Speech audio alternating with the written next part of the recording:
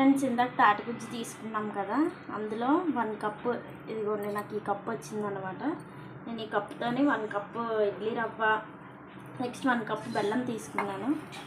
And 2 table spoons homemade గీ చేసుకున్నాం ఇంట్లోని, అది కూడా యాడ్ చేశాను. సో ఈ కన్సిస్టెన్సీని బాగా కలుపుకోవాలన్నమాట.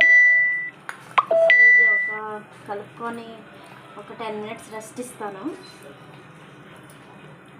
ఫ్రెండ్స్, ఈ విధంగా కలుపుకున్న తర్వాత 10 మినిట్స్ రెస్ట్ ఇచ్చాను అన్నమాట. సో ఇప్పుడు దీన్ని అటు వేసుకుందాము. ప్యాన్ హీట్ చేసుకున్నాం అన్నమాట. ఇప్పుడు ఆయిల్ కూడా యాడ్ చేసుకున్నాం. 2 గరిటెలు వేసుకొని ఆయిల్ యాడ్ చేసుకున్నాం. సిమ్లోనే ఉండాలండి, రవ్వ అనేది ఉడుకుతుంది అన్నమాట, లేదంటే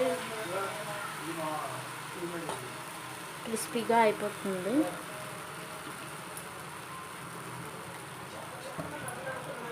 ఇప్పుడు ఆయిల్ యాడ్ చేసుకున్నాను. దీన్ని మూత పెట్టుకుందాం.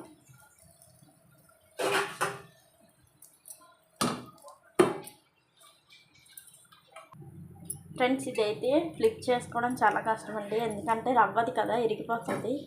సో నేను ఏం చేశానంటే దీని మీద ఇలా ప్లేట్ పెట్టి దీన్ని రివర్స్గా ఫ్లిప్ చేశాను.